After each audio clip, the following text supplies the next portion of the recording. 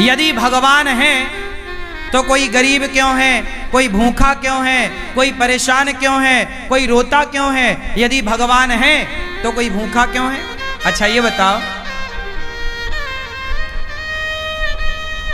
भगवान ने ही तो तुम्हें ये स्वस्थ शरीर दिया है और पांव दिए हैं, हाथ दिए हैं, बना दिया ना तुम्हें कमा के खाने लायक। अब तुम कमा के खाने लायक हो फिर भी भूखों मरो तो इसमें भगवान का दोष है कि तुम्हारी अकर्मण्यता है। अरे तुम काम करते तो भूखों काहे मरते? बोलो, हर जगह भगवान दोषी है क्या? भगवान थोड़ी किसी को भूखा मार रहे हैं। भगवान ने तो कमा के खाने की आपको ताकत दे रखी है। पांव दिए हैं, हाथ दिए हैं। टाटा, बिड़ला, अडानी, अंबानी के पास भी दो ही हाथ है, आपके पास भी दो हाथ है। उसके पास भी इतना बड़ा दिमाग है, आपके पास भी उतना ही बड़ा दिमाग है। उसकी भी किडनी उतनी है जितनी आपकी है। उसके शरीर में भी लगभग उतना खून है जितना आपके में है। क्या ज्यादा दिया ईश्वर ने? उसने मेहनत की, उसने दिमाग लगाया, तो आज उसके पास सबसे ज्यादा पैसा है। तो ईश्वर ने तो आप सबको सब कुछ दे रखा है। आप अपने मन का, इंद्रियों का, अपने बुद्धि का सदुपयोग करो तो कोई गरीब नहीं होगा। कमाओ ना। किसने हाथ पकड़ा है? अंबानी तो नहीं कहते कि मैं गरीब हूं, मेरे पास खाने को नहीं है। वो मेहनत करते हैं, आप करो ना मेहनत। और भगवान को गालियां देने से क्या होगा? भगवान को कोसने से क्या होगा? अरे भगवान होते तो कोई गरीब क्यों होता?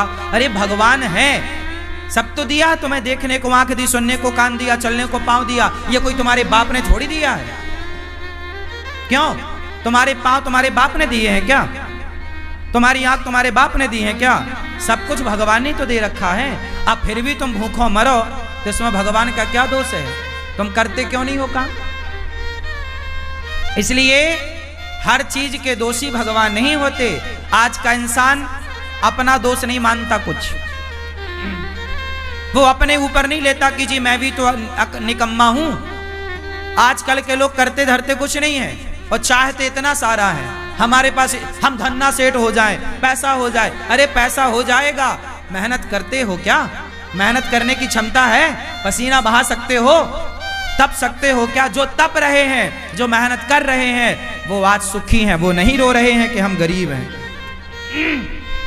जो मेहनत करेगा वो गरीबी की छाती चीरता हुआ आगे बढ़े। और जो मेहनत नहीं करेगा, अब तुम दिन भर तो क्रिकेट देखते हो 5 घंटा, दिन भर तो तुम मूवियां देखते हो, खटिया तोड़ते हो, कमाते धमाते बाप के टुकड़ों पे पलते हो। पापा जरा मोबाइल दिला दो, पापा जरा गाड़ी दिला दो, पापा जरा ये। अरे जिस उम्र में बच्चे अपने बाप के टुकड़ों पर पल रहे हैं, उस उम्र में ये अनिरुद्धाचार्य वृद्ध माओ की सेवा कर रहा है। तुम्हारी तरह हम भी आराम करते, तुम्हारी तरह हम भी आराम फरमाते रहते, तो हम भी तुम्हारी तरह बाप के टुकड़ों पे पलते होते। क्यों? मेहनत करोगे तो सब कुछ आएगा। मेहनत नहीं करोगे तो केवल रोना हाथ लगेगा तुम्हारे। भाग्य, कुछ लोग रोते हमारे तो भाग्य में ही नहीं है, हमारे तो भाग्य। अरे भैया, भाग्य में सब कुछ होता है। भाग्य तक पहुंचने के लिए क्या तुमने मेहनत करी? की ही नहीं। मेहनत करो, पसीना बहाओ। तुम्हें तो बस आराम चाहिए। हमारी 33 साल की आयु है। हमारी उम्र के लड़के देख लो, बाजार में शराब पी रहे हैं, बाप से कह रहे हैं पापा जरा मोबाइल दिला दो, पापा जरा गाड़ी दिला दो। बाप के टुकड़ों पे पल रहे हैं। हम भी तुम्हारी तरह बाप के टुकड़ों पे पलते तो हम भी तुम्हारी तरह होते। बाप के टुकड़ों पर ना पलो। युवा हो, पढ़े लिखे हो, सेल्फ डिपेंड बनो, मेहनत करो। और गरीबी का रोना मत रो, भूखमरी का रोना मत रो। मेहनत करने वाला कभी कहीं दुखी नहीं रह सकता। पसीना बहाने वाला, क्या आप पसीना बहाने को तैयार हैं? परंतु पसीना बहाने का भी एक फंडा है। सही दिशा में बहाया गया पसीना सार्थक होगा। आप गलत दिशा में पसीना बहाओ तो बहाते रहो, कोई अर्थ ना निकलेगा। पसीना भी कहाँ बहना चाहिए? सही दिशा में। आप पानी में लाठियां पीटो तो पसीना तो बहेगा, मेहनत तो होगी, एनर्जी तो वेस्ट होगी, पर उसका परिणाम कुछ ना आएगा। सही दिशा की ओर बढ़ो, सही लक्ष्य की ओर बढ़ो, सही प्लानिंग के साथ चलो, तब जाके परिणाम मिलेगा, गंतव्य तक पहुंचोगे, आपको मंजिल मिलेगी, मुकाम मिलेगा, सफलता मिलेगी, कामयाबी आपके कदम चूमेगी। वरना रोते रहो फिर गरीबी के नाम पे, भगवान के नाम पे और भाग्य के नाम पे। ना तो मैं भगवान के नाम पे रोता, ना तो मैं गरीबी के नाम पे रोता, ना तो मैं भाग्य के नाम पे रोता। मैं रोता नहीं हूं भाग्य और गरीबी और भगवान के नाम पर, मन लगा के मेहनत करता हूं सवेरे से लेके शाम तक। मैं यदि अब आप सुनना, मैं कई बार 3 बजे रात को सोता हूं, काम करने जाता हूं, कई बार मुझे बाहर जाना पड़ता है किसी कार्यक्रम के लिए, कार्य के लिए, मैं रात के 3 बजे आता हूं। कई बार मैं सवेरे 4 बजे आया, 4 बजे जब मैं आया तो मैं रात भर का थका हूं ना, मैं चाहता तो सो जाता, पर मैं सोया नहीं। मैं 4 बजे आया, आते ही मैं सबसे पहले नहाया और नित्य कर्म की तरह अपना काम किया और सवेरे के कामों में लग गया। नित्य की तरह मैं अपना सवेरे के काम जस की तस काम शुरू कर दिया। मैंने उस दिन का सोना टाल दिया, अगले दिन सोऊंगा। क्या आप तैयार हैं इतनी मेहनत करने को, नींद को कुर्बान करने को तैयार हैं? आजकल के लोग जरा काम करते हैं थक जाते हैं। आजकल के लड़के बिस्तर पे 10 बजे सो के उठते हैं, माँ मम्मी ओ बिस्किट दे दो, जरा कहाँ रखी है, जरा चाय दे दो। ये नालायक, तुम्हें बिस्तर में बिस्किट चाय चाहिए, 10 बजे सो के उठते हो। लक्ष्मी तुम्हारे पास क्या करेंगी? लक्ष्मी माता वहां नहीं होती जहां आलस्य होता है। याद रखिएगा, लक्ष्मी हमेशा उनके साथ होती है जो मेहनत करना जानते हैं। मेहनत करने वाले के साथ लक्ष्मी होती है, आलसी के पास कभी लक्ष्मी नहीं होती। आलसी के पास कभी भी लक्ष्मी नहीं होती। मेहनत करो, पसीना बहाओ, कामयाबी के पीछे मत भागो, कामयाबी तुम्हारे पीछे भागेगी। तुम्हारी मेहनत तुम्हारी तस्वीर तकदीर दोनों बदलेगी। मेहनत कौन है? लता जी इतना बढ़िया गाती थी, बताओ लता जी जैसा कौन दूसरा आया? क्योंकि लता जी जैसी मेहनत किसने की, उनके जैसा रियाज किसने किया? हर चीज को मेहनत चाहिए, हर काम को मेहनत चाहिए। बिजनेस करना है तो व्यापार किससे चलेगा? व्यवहार से चलेगा, प्लान से चलेगा, दिमाग से चलेगा। है नहीं दिमाग, प्लानिंग है नहीं, तो कैसे चलेगा? मेहनत करना नहीं है। आज के लड़के 9 बजे सो के उठते हैं, जबकि तुम्हारा बाप जाके 8 बजे दुकान में बैठ जाता है। 8 बजे तो उसका ऑफिस खुल जाता है। अब जो आज के लड़के 10 बजे जागते हैं, वो ऑफिस कब खोलेंगे? तुम्हारा बाप मेहनत करता था तो इतनी संपत्ति बना लिया, तुम अपने बाप की तरह भी ना बना पाओगे। बाप के टुकड़ों पे पलते पलते रहोगे, क्योंकि मेहनत नहीं है ना। और मेहनत होगी तो बाप से ज्यादा भी कमा लोगे। बात सही है? हाँ, मेरा सिद्धांत अलग है। मैं ये चाहता हूं आज का युवा 2020 होता है, लड़के नौजवान सारे मैच देखते हैं। मैंने एक दिन मैच नहीं देखा। मैं क्यों देखूं? पागल हूं क्या अपना टाइम वेस्ट करूं? पागल तुम हो जो अपना समय बर्बाद कर रहे हो। जो अपना समय बर्बाद करे उससे बड़ा मूर्ख कोई नहीं। सबसे बड़ा मूर्ख कौन? उत्तर दो। सबसे बड़ा मूर्ख कौन? जोर से। जो अपना गोल्डन टाइम, जो अपना समय बर्बाद करेगा, वो सबसे बड़ा मूर्ख है। और आज के बच्चे मूवियां देखने में, क्रिकेट देखने में समय इनका सार्थक जा रहा है कि बर्बाद? चाहे पाकिस्तान जीते क्रिकेट में, चाहे श्रीलंका जीता क्रिकेट में, तुम्हें क्या मिला? अरे चलो, भारत का मैच है, कभी एक आध देख लिया, चलो हमारा भारत जीत गया, चलो खुशियां मना ली, एक आध देख लिया। ये थोड़ी कि दिन रात तो मैच ही देखो। ये क्या भाई? जिस समय में आज के बच्चों को कामयाब हो जाना चाहिए, उस समय में ये चौका छक्के में तालियां बजाने में लगे हुए हैं। ये उम्र तुम्हारे सफल होने की है, ये उम्र तुम्हारे कामयाब होने की है। अनिरुद्धाचार्य जब 17 साल का था, जब मैं 17 साल का था ना, तब मेरे ऊपर घर की जिम्मेदारी आ गई थी कि घर में नमक है कि नहीं, तेल है कि नहीं, दाल है कि नहीं, चावल है कि नहीं, आटा है कि नहीं। यदि घर में चूल्हा जलता, मैं मेहनत करूंगा तो चूल्हा जलेगा, नहीं करूंगा तो चूल्हा नहीं जलेगा, ये स्थिति थी। 17 साल की उम्र से मैं कमाने लग गया, काम करने लग गया, परिवार की जिम्मेदारी कंधे पे आ गई और तब से काम करता रहा हूं। और आप अपनी एक माँ की सेवा कर लो तो बड़ी कृपा है। आज आपका ये बेटा, आपका ये भाई 280 वृद्ध माओं की सेवा कर रहा है, बेसहारा माओं की सेवा कर रहा है। और ये बच्चे अभी क्रिकेट देखने में लगे, समय बर्बाद करने में लगे हैं। सार्थक समय वापस ना आएगा। समय के पास इतना समय नहीं है कि वो आपको फिर से समय दे सके। समय समय पर होता है, समय समय की बात। राम जन्म का दिन बड़ा, कृष्ण जन्म की रात। सबसे समझदार कौन? जो अपने प्रत्येक क्षण का सदुपयोग कर ले, वो समय का सदुपयोग करने वाला समझदार है। समय का दुरुपयोग करने वाला मूर्ख है। और सबसे बड़ा धन है संतोष। जितना विधाता दे दे उतना बहुत है, लेकिन मेहनत जारी। मेहनत तो बहुत आगे करो, खूब मेहनत करो, लेकिन जितना मिल रहा है कंपटीशन मत रखो कि उसके पास ज्यादा उसके भाग्य का है, हम उससे कंपटीशन क्यों करें। मेरा कंपटीशन किसी से नहीं है। तेरे भाग्य का तू खा रहा है, मेरे भाग्य का मैं खा रहा हूं। तेरे हिस्से की मेहनत तू कर रहा, मेरे हिस्से की मेहनत सारे करो। मेहनत का फल ईश्वर देंगे। बस मैं मेहनत करूं, मैं आपसे ईर्ष्या क्यों करूं कि तुम ज्यादा कमाओ। भैया तुम भी कमाओ, ये संसार है, सब कमाओ। कोई हाथ थोड़ी पकड़ता किसी का। तुम अपने भाग्य का खाओगे, मैं अपने भाग्य का खाऊंगा। रावण अपने भाग्य का खाता, विभीषण अपने भाग्य का खाता।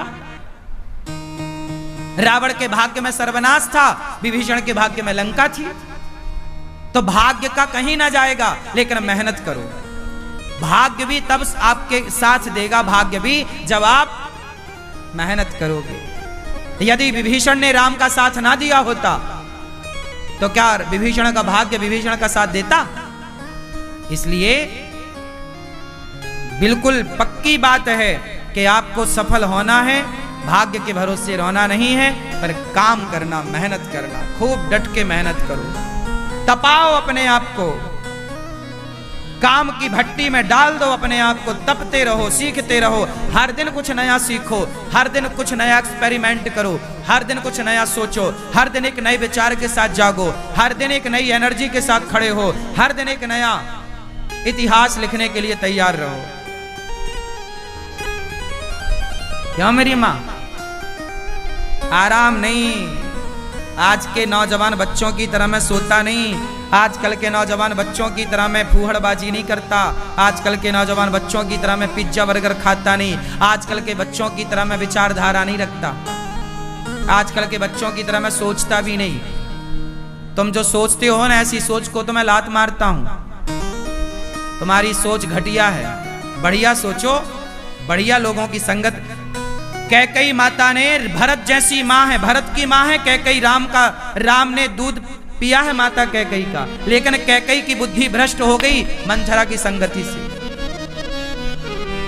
जितनी बढ़िया संगति होगी आपकी, उतनी ज्यादा कीमत होगी आपकी।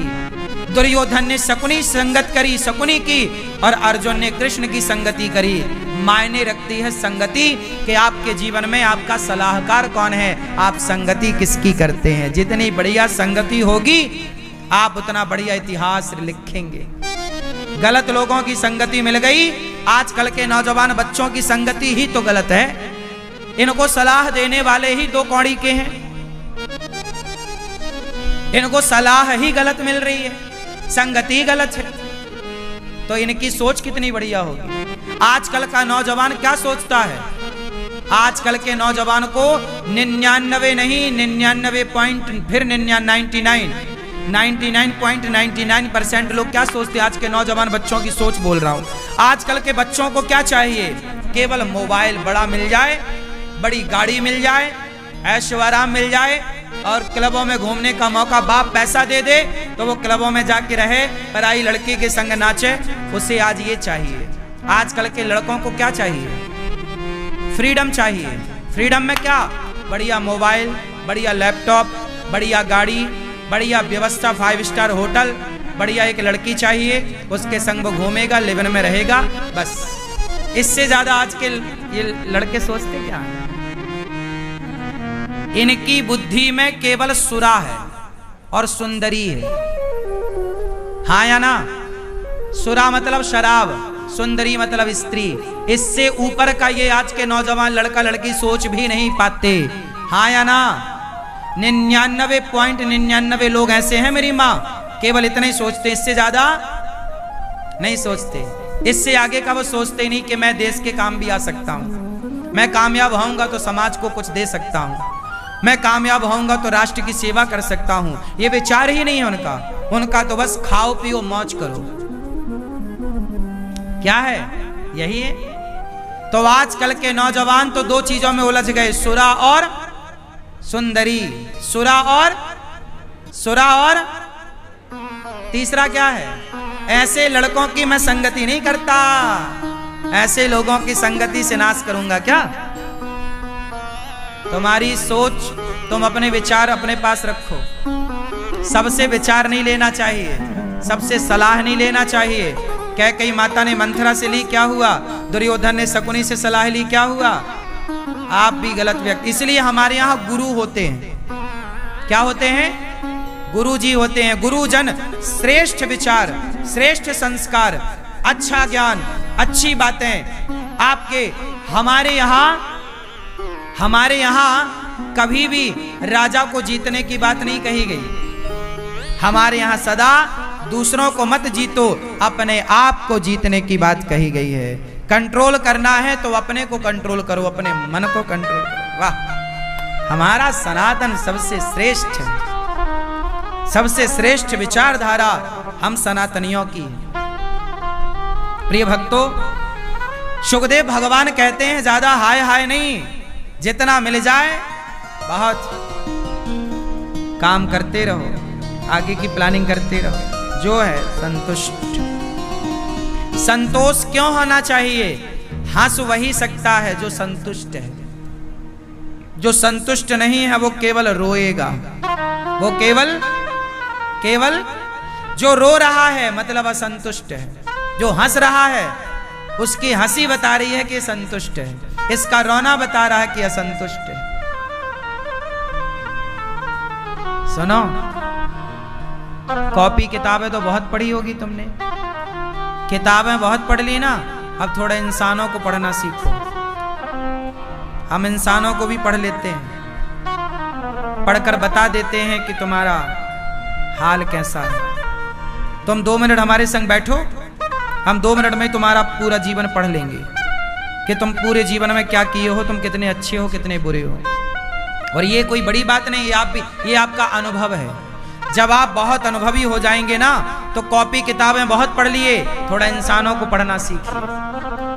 थोड़ा पत्नी के भाव को पढ़ना सीखिए, थोड़ा पति की भावनाओं को पढ़ना सीखिए, थोड़ा बच्चों के भावों को पढ़ना सीखिए, थोड़ा माँ के भाव को पढ़ना सीखिए, थोड़ा पिता के विचारों को पढ़ना सीखिए, थोड़ा गुरु को पढ़ना सीखिए। किताबें ही पढ़ते रहोगे क्या? किताबें भी पढ़ो, इंसानों को पढ़ो, काम आएंगी आपकी ये बातें। मित्रों, आशा करता हूँ कि यह धार्मिक शिक्षाप्रद कथा आप लोगों को अवश्य पसंद आई होगी। अगर आप लोगों को यह कथा पसंद आई हो तो इस कथा को लाइक करें और अधिक से अधिक लोगों को शेयर भी करें, जिससे कि वे भी इस शिक्षाप्रद उत्तम कथा को सुनकर अपने जीवन को सुखी एवं सामर्थ्य बना सकें। मित्रों, अगर अभी तक आप लोगों ने हमारे चैनल को सब्सक्राइब नहीं किया है तो तुरंत सब्सक्राइब कर लें, जिससे कि नोटिफिकेशन के माध्यम से आप लोगों को हमारे नए नए वीडियोज़, शिक्षाप्रद कथाएँ तुरंत प्राप्त हो सके और आप उसको सुन करके अपने जीवन को सुखी बना सकें। तो कल फिर किसी नए धार्मिक कथा को लेकर के आप लोगों के समक्ष फिर से प्रस्तुत होंगे। तब तक के लिए राम राम।